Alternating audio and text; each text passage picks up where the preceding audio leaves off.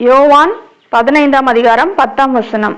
நான் என் பிதாவின் கற்பனைகளை கைக்கொண்டு அவருடைய அன்பிலே நிலைத்திருக்கிறது போல நீங்களும் என் கற்பனைகளை கைக்கொண்டிருந்தால் என்னுடைய அன்பிலே நிலைத்திருப்பீர்கள். கிறிஸ்து என்ன சொல்றாரு? பிதாவுடைய கற்பனைகளை அவர் செய்து வருகிறார், அதனால அவர் பிதாவிலே நிலைத்திருக்கிறார். அதுபோல கிறிஸ்துவுடைய கற்பனைகளை நாம கை கொண்டா அன்பிலே நாம நிலைத்திருப்போம் அப்படின்னு சொல்றாரு. கிறிஸ்துவுடைய கற்பனை, அது என்ன கற்பனை? என்ன கற்பனைகளை கை கொள்ளணும்னு சொல்றாரு? வாசிப்போம். 12ஆம் வசனம். நான் உங்களில் அன்பா இருக்கிறது போல நீங்களும் ஒருவரில் ஒருவர் அன்பா இருக்க வேண்டும் என்பதே என்னுடைய கற்பனையா இருக்கிறது. இயேசு கிறிஸ்து நம்ம மேல எப்படி அன்பா இருந்தாரோ அத போல நாமளும் ஒருவரில் ஒருவர் அன்பா இருக்க வேண்டும் என்று சொல்லுகிறார். இதுதான் அவருடைய கற்பனையா இருக்கிறதுன்னு சொல்றாரு. எப்படி இருக்கணும்? ஒருவரில் ஒருவர் அன்பா இருக்க வேண்டும். யார போல? கிறிஸ்து நம்மை அன்பு கூர்ந்தது போல நாம் மற்றவர்களை அன்பு கூற வேண்டும். ஒருவரில் ஒருவர் அன்பா இருக்கிறதுன்றது ரொம்ப கஷ்டமான காரியம். எப்படிங்க அன்பா இருக்க முடியும்?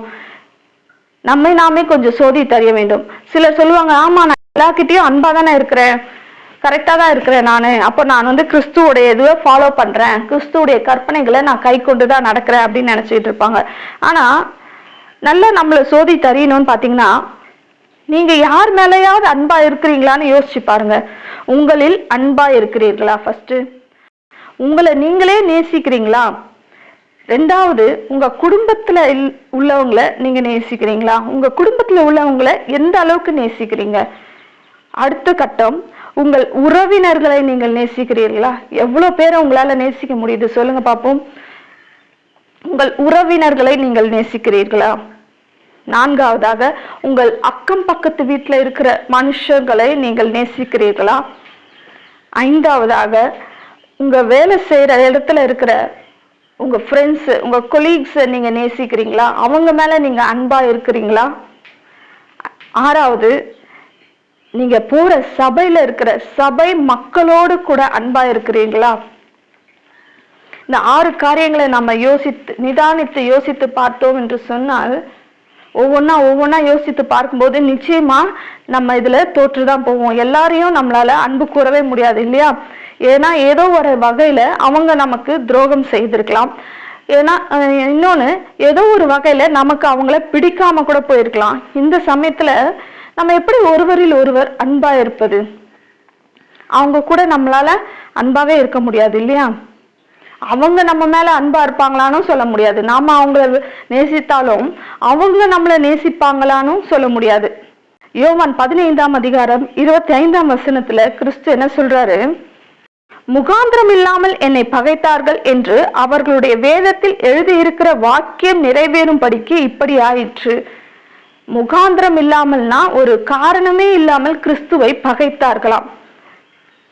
அவரை எப்படி பகைத்தார்களோ இந்த உலகம் அவரை ஏற்றுக்கொண்டவர்களையும் அப்படியே பகைக்கிறது.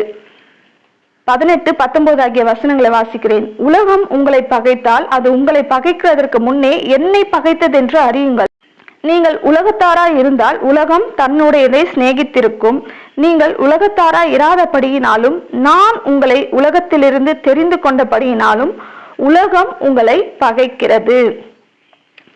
என்ன சொல்றாரு? நம்ம கிறிஸ்துவை ஏற்றுக்கொண்டதுனாலேயே இந்த உலகம் நம்மை பகைக்குமாம். ஏன்னா அது நம்மளை பகைக்கிறதுக்கு முன்னாடியே கிறிஸ்துவை பகைத்தது.